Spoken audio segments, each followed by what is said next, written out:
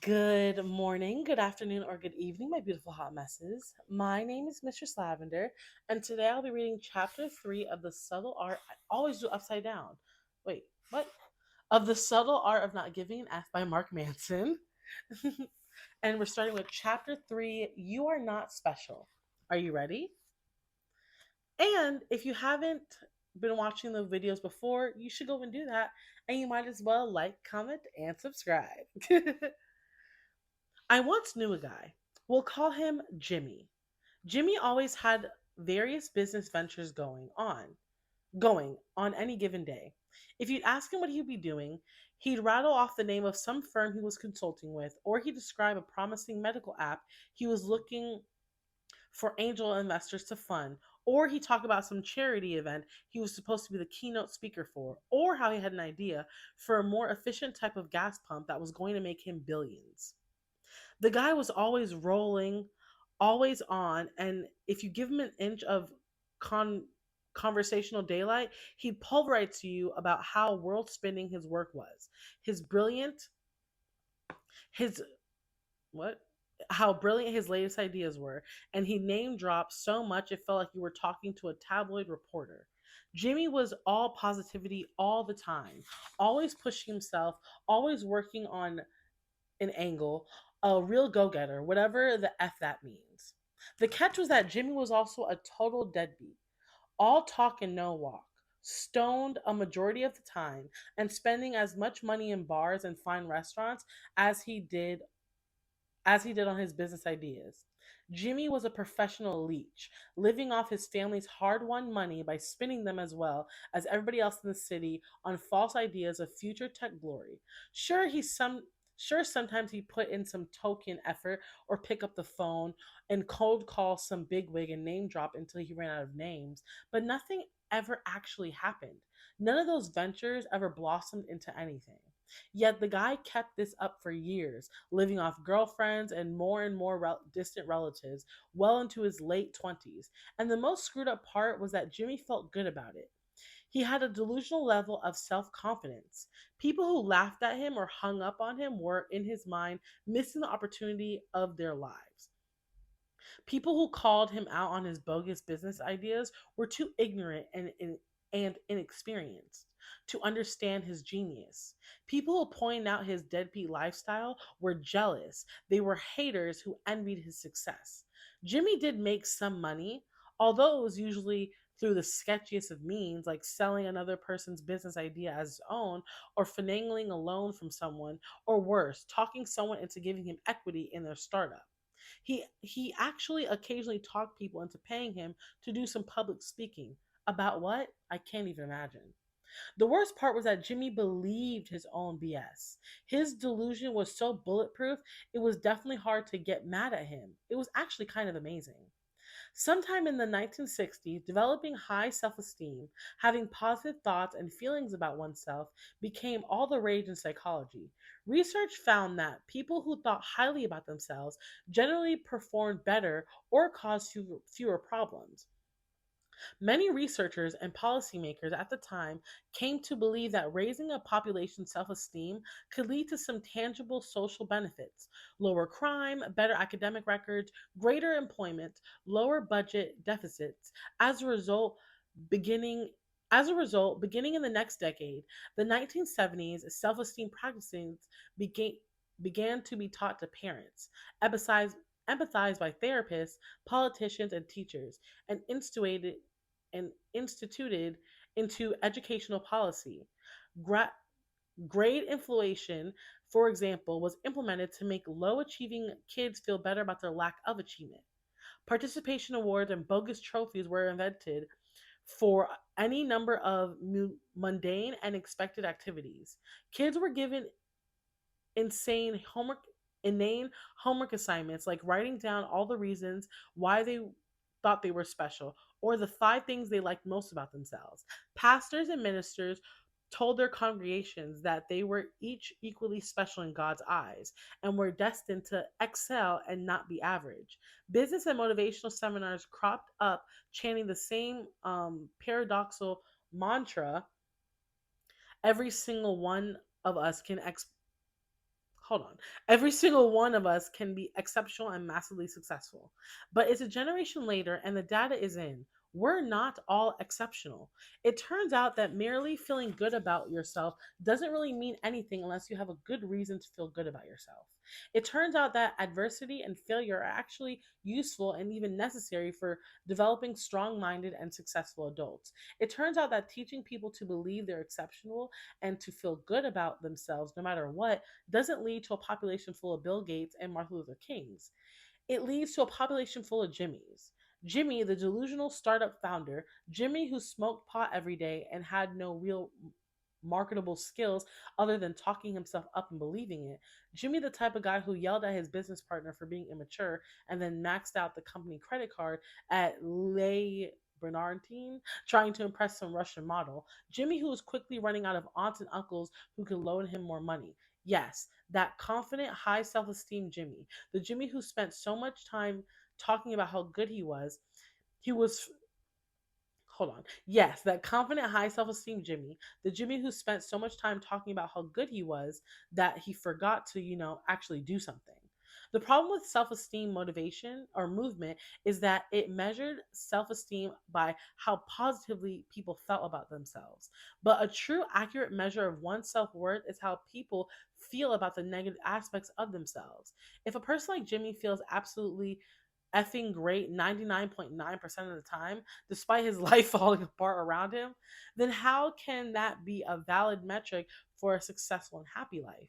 Jimmy is entitled. That is, he feels as though he deserves good things without actually earning them. He believes he should be able to be rich without actually working for it. He believes he should be liked and well connected without actually helping anyone. He believes he should have an amazing lifestyle without actually sacrificing anything. People like Jimmy become so fixated on feeling good about themselves that they manage to delude themselves into believing that they are accomplishing great things even when they're not. They believe they're the brilliant presenter on stage when they're actually making a fool of themselves. They believe they're the successful startup founder when in fact they've never had a successful venture. They call themselves life coaches and charge money to help others, even though they're only 25 years old and haven't actually accomplished anything substantial in their life. Entitled people exclude a delusional degree of self confidence. This confidence can be alluring to others, at least for a little while. In some instances, the entitled person's delusional level of confidence can become contagious and help the people around the entitled person feel more confident in themselves too. Despite all of Jimmy's shenanigans, I have to admit that it was fun hanging out with him sometimes. You felt indestructible around him. But the problem with entitlement is that it makes people need to feel good about themselves all the time, even at the expense of those around them. And because entitled people always need to feel good about themselves, they end up spending most of their time thinking about themselves. After all, it takes a lot of energy and work to convince yourself that your S doesn't stink, especially when you've been actually living in a toilet. Ooh. Once people have developed the thought pattern to consistently construe what happens around them as self aggrandizing, whatever, it's extremely hard to break out of it. Any attempt to reason with them is seen as simply another threat to their superiority by another person who can't handle how smart, talented, good looking, and successful they are. Entitlement closes in upon itself in the kind of narcissistic bubble, distorting anything and everything in such a way as it reinforces itself.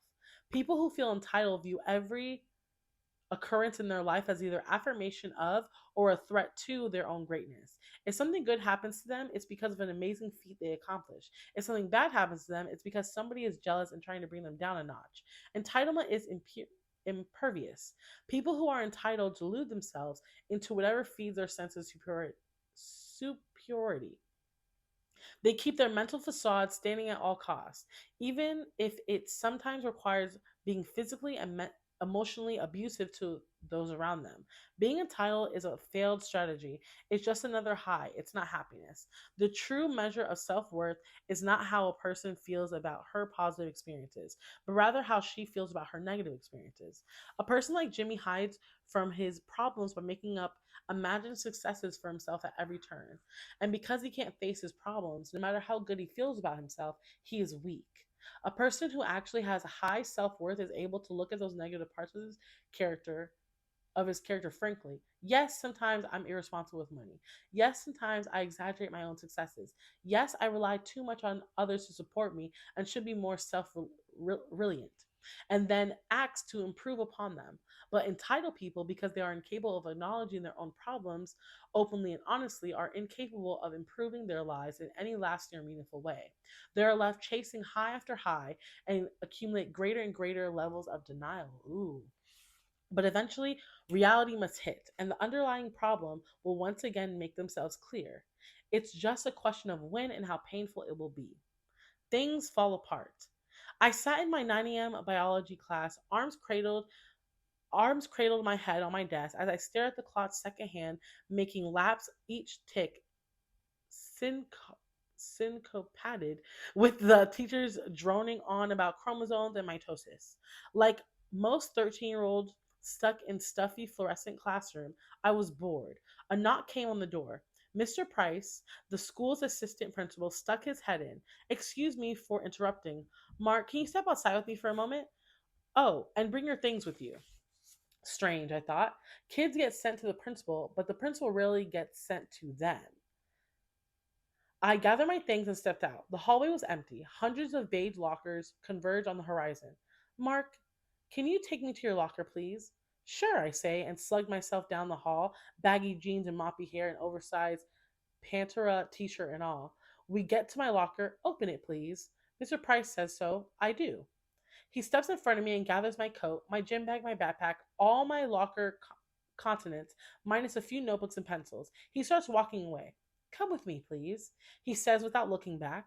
I start to get an uneasy feeling. I fall into the office where he asked me to sit down. He closes the door and locks it. He goes over to the window and adjusts the blinds to block the view from outside. My palms begin to sweat. This is not a normal principal visit. Mr. Prince, Mr. Price sits down and quietly rummages through my things, checking pockets, unzipping zippers, shaking out my gym clothes, and placing them on the floor. Without looking up to me, Mr. Price asks, Do you know what I'm looking for, Mark? No, I say. Drugs. The word shocks me in nervous attention. Drugs? I stammer. What kind? He looks at me sternly. I don't know. What kind do you have? He opens one of my blinds and checks the small pockets meant for pens. My palms begin my palms, my sweat blossoms like a fungal growth. It spreads from my palms to my arms and now my neck. My temples pulsate as blood flows to my brain and face. Like most 13-year-olds freshly accused of possessing narcotics and bringing them to school, I want to run away and hide. I don't know what you're talking about, I protest. The words sound far meeker than I like. I feel as if I should be sounding confident in myself right now. Or maybe not. Maybe I should be scared. Do liars sound scared or confident? Because however they sound, I want to sound the opposite. Instead, my lack of confidence compounds unconfidence about my sounding unconfident makes me more unconfident. The effing feedback loop from H double hockey stick. We'll see about that, he says, turning his attention to my backpack, which seemingly has 100 pockets. Each is loaded with its silly teen dysteria, whatever, colored pens, old notebooks passed in class, early 90s CDs with cracked cases, dried up markers, an old sketch pad with half its pages missing, dust and lint and crap accumulated during a maddeningly whatever middle school experience. My sweat must be pumped at the speed of light because time extends itself and dilutes such that what is mere seconds on a 9 a.m. second period biology clock now feels like what are these words? And I'm growing up and dying every minute. Just me and Mr. Price and my bottomless backpack. Somewhere around something age, Mr. Price finishes searching the backpack, having found nothing. He seems flustered. He turns the backpack upside down and lets all my crap flush onto the office floor. He's now sweating as profusely as I am, except in place of my terror, there is his anger. No drugs today, huh? He tries to sound casual. Nope. So do I. He spreads my stuff out, separating each item with whatever that word is, them into little piles beside my gym gear. My coat and backpack now lie empty and lifeless on his lap. He sighs and stares at the wall. Like most 13-year-olds locked in an office with a maid angrily throwing all their S all over the floor, I want to cry. Mr. Price scanned the contents organized on the floor. Nothing illicit or illegal, no narcotics, not even anything against school policy. He sighs and then throws the coat and backpack on the floor too. He bends over and puts his elbows on his knees, making his face level with mine. Mark, I'm going to give you one last chance to be honest with me. If you are honest, this will turn out much better for you. If it turns out you are lying, then it's going to be much worse. As if on cue, I gulp. "Mm, Now tell me," that was such a dramatic joke. "Now tell me the truth," Mr. Price demands. "Did you bring drugs to school today?" Fighting back tears, screaming, crawling at my throat, I stare my tormentor in the face in a pleading voice, dying to be relieved of its adolescent horrors. I say, "No, I don't have any drugs. I have no idea what you're talking about." "Okay," he says, signaling surrender. "I guess you can collect your things and go."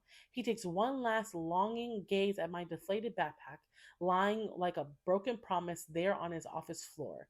He casually puts one foot down in the pack, stopping lightly, a last ditch effort. I anxiously wait for him to get up and leave so I can get on with my life and forget this whole nightmare.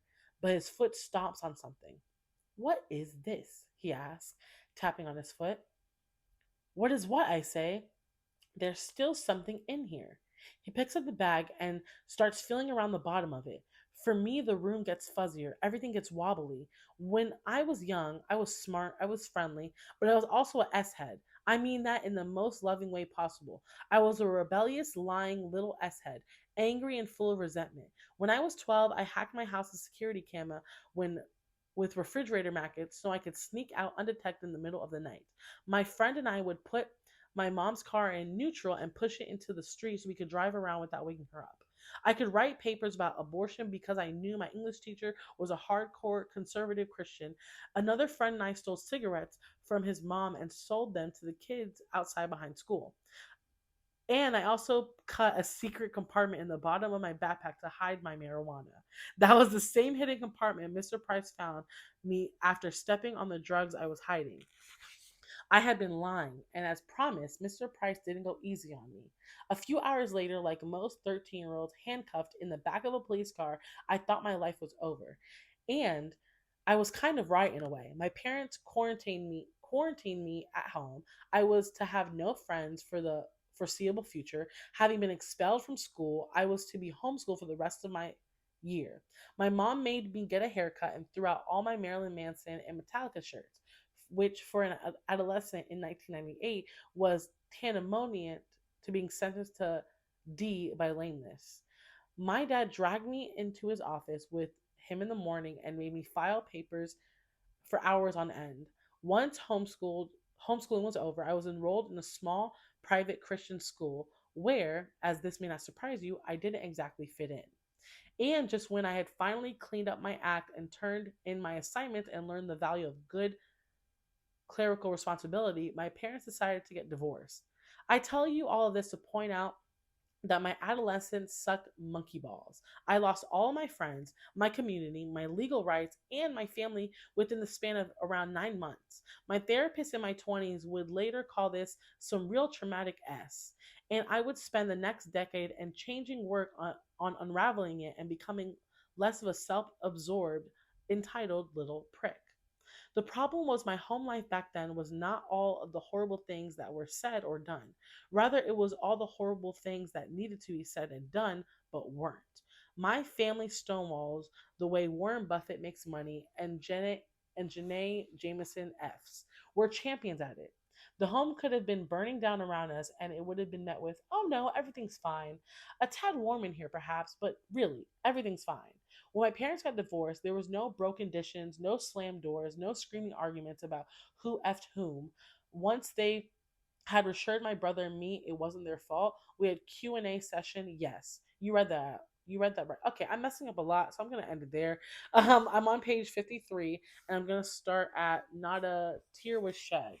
But honestly, I'm grateful for the mistakes that I'm making because I know I'm going to get better, and reading every day is going to help me. But thank you so much for joining and tuning in.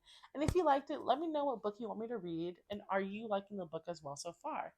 Bye. I'll see you later, and I'll see you next video.